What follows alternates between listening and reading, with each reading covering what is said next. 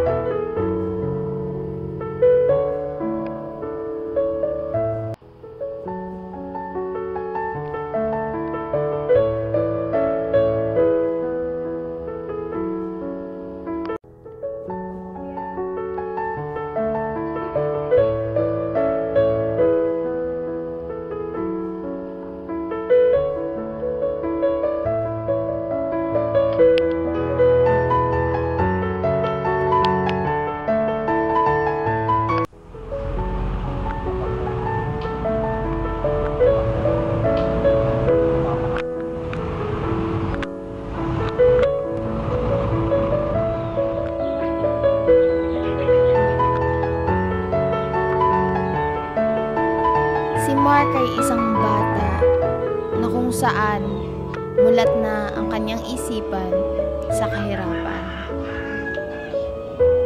7 taong gulang pa lamang siya ay sa gantong pamumuhay. Sa isip niya, kinakaya niya lahat ng mga ito dahil pag siya'y nakatapos, alam niya sa sarili niya na may aahon niya ang kanyang pamilya sa hirap. Dumarating siya sa bahay nila na walang makain.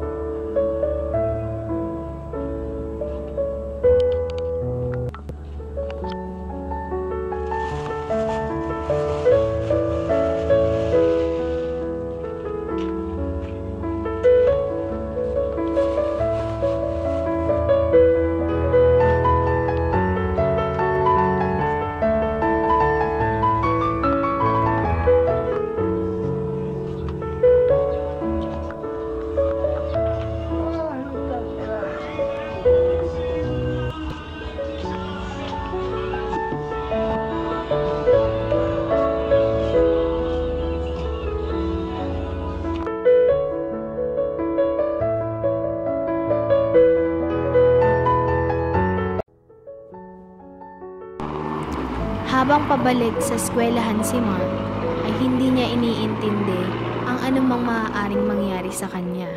Dahil para sa kanya, ginagabayan siya palagi ng Panginoon.